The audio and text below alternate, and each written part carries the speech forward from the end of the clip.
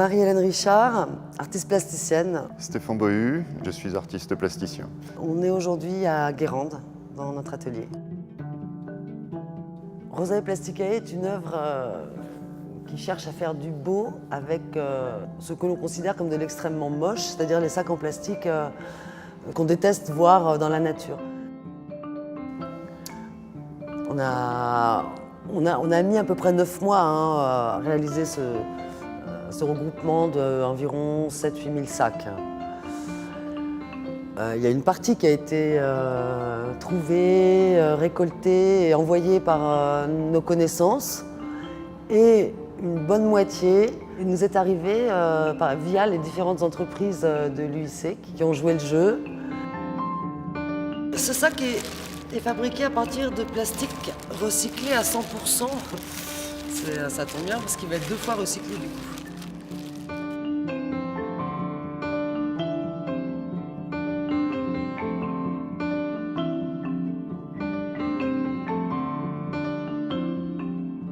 Donc l'œuvre va être installée sur le parvis de la Défense,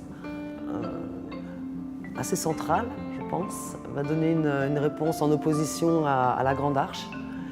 Ça peut donner une petite réminiscence des pergolas dans les jardins couvertes de roses où il faisait si bon se reposer en été. On n'a pas trop peur de l'appréciation du public, mais on a bien sûr le trac comme à chaque fois qu'on doit exposer une nouvelle œuvre. Je pense que les gens vont être ravis de voir des fleurs en plein hiver. Et à la Défense, qui plus est.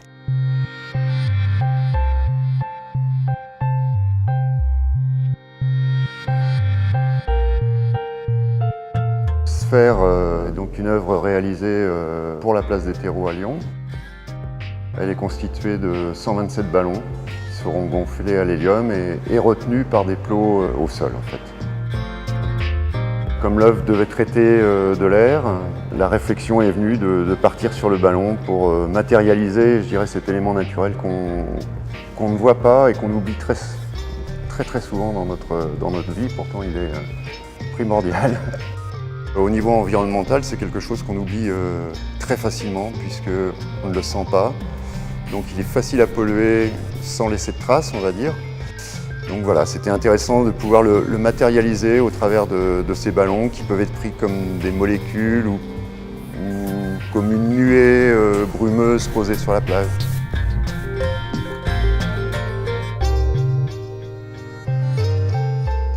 Ce qui est intéressant, c'est l'aspect éphémère, c'est-à-dire que là, l'œuvre va rester 3 jours, ce qui est très peu.